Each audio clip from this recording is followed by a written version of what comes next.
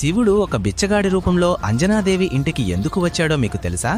ఒకరోజు అంజనాదేవి సంతానం కోసం శివుడికి పూజలు చేస్తున్నప్పుడు బయట నుంచి ఒక భిక్షగాడు, తల్లి, నాకు ఆకలిగా ఉంది, తినడానికి ఏమైనా ఉందా అని అడుగుతాడు. అంజనాదేవి ఆ భిక్షగాడిని లోపలికి పిలిచి భోజనం ఏర్పాటు చేస్తుంది. తరువాత భిక్షగాడితో వెళ్ళి చేతులు కడుక్కొని రండి అని చెప్తుంది. అది విన్న భిక్షగాడు, లేదు లేదు, నా జీవితంలో ఇప్పటివరకు ఎప్పుడూ చేతులు కాని నోరు కాని కడుక్కోలేదు అని చెప్పి అంజనాదేవి ప్రత్యేకంగా శివుడి కోసం ఏర్పాటు చేసిన సింహాసనంపై కూర్చొని భోజనాన్ని వడ్డించు అని గర్వంగా చెబుతాడు.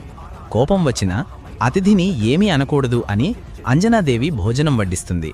ఆ భిక్షగాడు వడ్డించిన భోజనాన్ని తింటుంటే నోట్లోని ఆహారం కిందకి పడుతూ ఉంటుంది.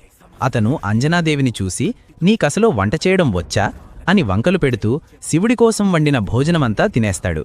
అంజనాదేవికి చాలా కోపం వస్తుంది. అయినా ఏమనకుండా సహనంగా ఉంటుంది.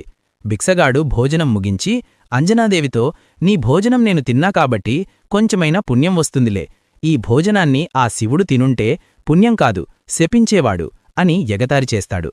అది విన్న అంజనాదేవి కోపం ఆపుకోలేక, నా శివయ్య గురించి ఇంకొక్క మాట మాట్లాడితే అని అనేలోపు భిక్షగాడి రూపంలో ఉన్న శివుడు నిజమైన రూపానికి వచ్చి, నీ కఠోర పూజలకు నా మనస్సు చలించిపోయింది, నిన్ను పరీక్షించడానికి